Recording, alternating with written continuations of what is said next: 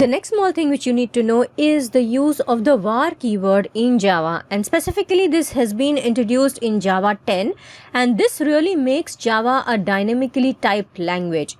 Now what is statically typed and what is dynamically typed is something which we are going to see right now. To demonstrate this, I'm going to create a new class and I'm just going to call it var keyword, and in this basically what I would want to do is create the main method first.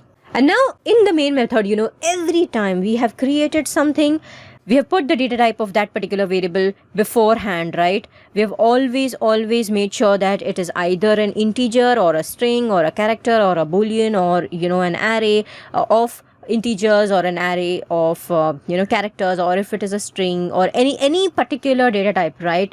We never made anything which is ambiguous, of whose data type we do not know, and that is what makes it a statically typed language. So if I write integer x, this is actually going to make it statically typed. What we mean by statically typed is that Java is a typed language. The type of a variable is always mentioned in Java, okay?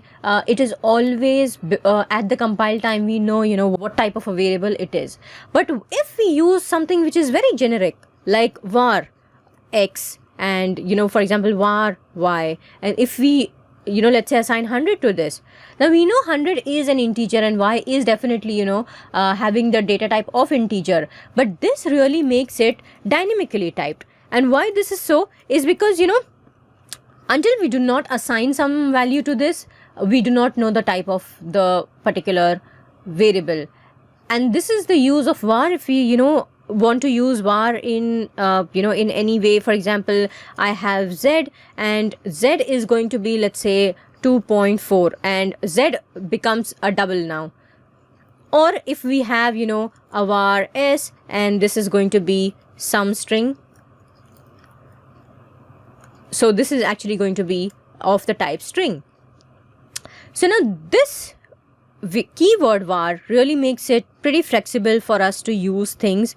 The type inference is used in the var keyword, by which it automatically detects the data type of the particular variable, and then we can just use the sysout for s or for y or for z or anything which we do have some value associated with it.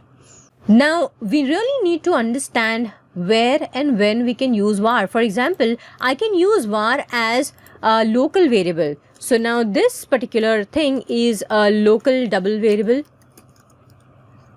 and why it is a local variable is because it is a variable of the method main, right? So if you have it within a method or within a function, then it is a local variable. So we are fine to use var in this, but it cannot be used as an instance variable.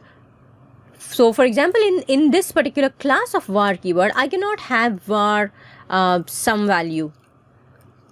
Now this is not allowed. So you can see over here it says that var is not allowed over here. So let's put it in a particular comment. Also, var cannot be used without any explicit initialization. So if I just remove this particular thing from here and I try to save this, it gives us an error and it says cannot use var on variable without initializer. We really need to add some value over here so that it understands what is the type of this particular variable. Also, var cannot be used in any other method call. So for example, this is method call, and now I want to pass let's say y, okay, and now in the method call, if I try to actually create it, it gets created using int y. But if I just want to write var y over here, it would say var is not allowed over here. So this is something which is not allowed. I'll just do away with this particular line and put all of this in a comment, just because it is not allowed. So anyways, if I save this is not going to work. Also, you cannot return a var. So for example, if I just uncomment this and even if I do have an int over here, I cannot have a var z equal to y and then return z, and then since it is returning void, I want to return a particular var, and this is not allowed. It says that var is not allowed over here. So all of this is not allowed. So I'll just put all of this in a particular comment, and here also a comment, just for your understanding. But var is something which we can use in Java 10 just within a particular method, and then assign it to some value in the beginning itself, just to have the flexibility that we can assign it any particular data type, and we need not worry about what data type we want to mention over here, whether it is an integer, whether it is a string, whether it is a double or float or anything which Java has as data types. This is a small thing about the var keyword which is introduced in Java 10. And now let's go ahead and look at some other major topics as well.